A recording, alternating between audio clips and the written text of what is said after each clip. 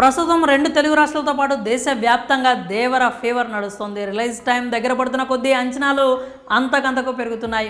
గత ఆదివారం నాడు గ్రాండ్గా దేవర ప్రీ రిలీజ్ ఈవెంట్ నిర్వహించడానికి మేకర్స్ అన్ని ఏర్పాట్లు చేశారు. కానీ క్లోజ్డ్ ఆడిటోరియం కావడం, ఊహించిన దానికంటే తారక్ అభిమానులు పోటెత్తడంతో ఫంక్షన్ దగ్గర యుద్ధ వాతావరణం నెలకొంది. కొందరినే లోపలికి పంపివ్వడంతో మిగతా ఫ్యాన్స్ పోలీసులతో వాగ్వాదానికి దిగారు.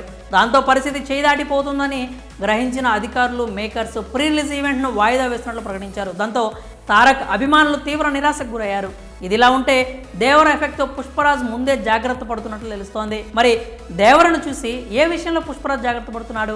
Man of masses junior NTR September 27న బాక్సాఫీస్ను షేక్ చేయడానికి రెడీ అవుతున్నాడు. కొరటాల శివ దర్శకత్వంలో రాబోతున్న ఈ మూవీ కోసం తారక్ ఫ్యాన్స్తో పాటు మూవీ లవర్స్ ఎంతో ఆతురతగా ఎదురుచూస్తున్నారు.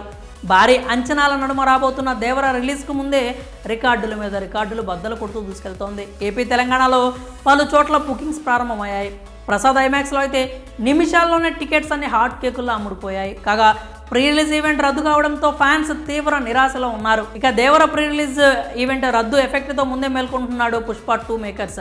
తమ సినిమా విషయంలో ఇలా జరగకూడదని పుష్ప 2 మేకర్స్ ముందే ప్లాన్ చేస్తున్నారు. ఎలాంటి సెక్యూరిటీ సమస్యలు తలెత్తకుండా ఇప్పటి నుంచే బన్నీ అండ్ కో జాగ్రత్త పడుతున్నారు. ఫ్యాన్స్ను నిరాశపరచకుండా ఈ విషయాన్ని నిర్మాత రవిశంకర్ చెప్పుకొచ్చాడు.